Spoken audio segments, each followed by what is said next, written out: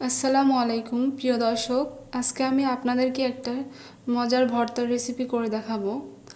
আমার মনে হয় আগে আপনারা কখনো এই ভর্তাটা খেয়ে দেখেননি। চলুন দেখে নেওয়া যাক আজকে আমার এই মজার ভর্তার রেসিপি। এখানে আমি শোলা কচু নিয়েছি, আমাদের এলাকায় এটাকে শোলা কচুই বলে। আমি এই শোলা কচুর ডাঁটা দিয়ে আজকে ভর্তাটা করে দেখাবো। আমি তার জন্য ডাঁটাগুলো ছিলে নিচ্ছি। দেখুন আমি সবগুলো ছিলে নিচ্ছি। আমি এখানে সবগুলো ছিলে নিয়েছি, এখন আমি চুলোয় দিয়ে দিব।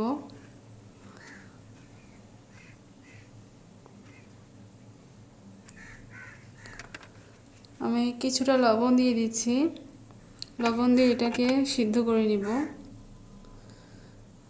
তাতে অনেকটা কমে যাবে। দেখুন আমাদের ডাঁটাগুলো অনেক কমে গেছে।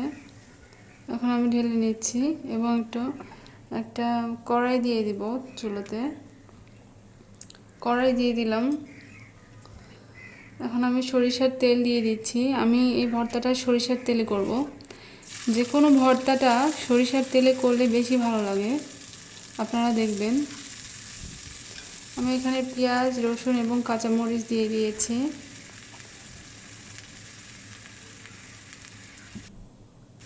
এবং আমি আবারও লবণ দিচ্ছি এবং হলুদের গুঁড়ো দিয়ে দিচ্ছি, সামান্য মরিচের গুঁড়ো দিয়ে দিচ্ছি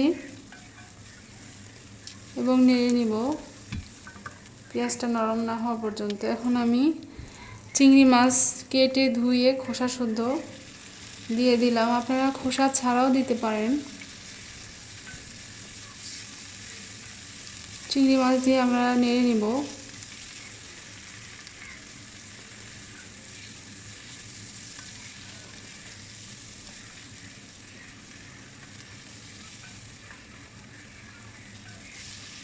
ভালো করে ভেজে নিতে হবে চিংড়িটা দিয়ে।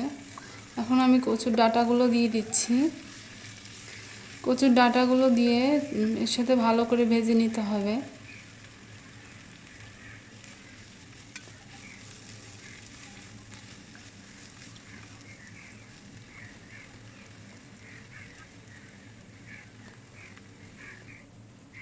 আমাদের প্রায় ভাজা হয়ে গেছে। এখন আমরা ধনেপাতা দিয়ে দিচ্ছি। ধনেপাতা দিলে একটা ভালো সুন্দর ফ্লেভার পাওয়া যায়। ধনেপাতা দিয়ে বেশিক্ষণ ভাজবো না, কারণ বেশি ভাজলে ধনেপাতার ফ্লেভারটা নষ্ট হয়ে যাবে। এখন আমি নামিয়ে নিব।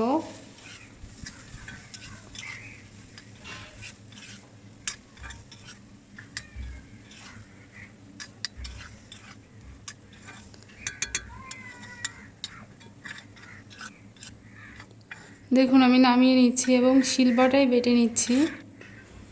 আপনারা চাইলে ব্লেন্ডারও ব্লেন্ড করতে পারেন, তবে আমার মনে হয় শিলপাটায় বাটলে যে কোনো ভর্তায় বেশি মজা হয়, বেশি টেস্ট হয়।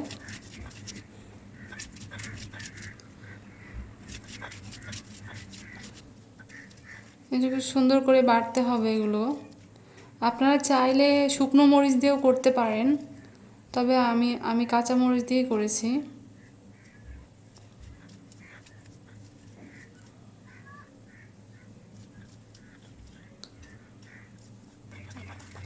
দেখুন আমাদের ভর্তাটা বাটা হয়ে গেছে। এবার আমি একটি বাটিতে নিয়ে নিচ্ছি এবং আমি আবারও কিছুটা সরিষার তেল দিয়ে দিচ্ছি এবং এটা গরম ভাতের সাথে অনেক মজা। আপনারা বাসায় অবশ্যই ট্রাই করে দেখবেন।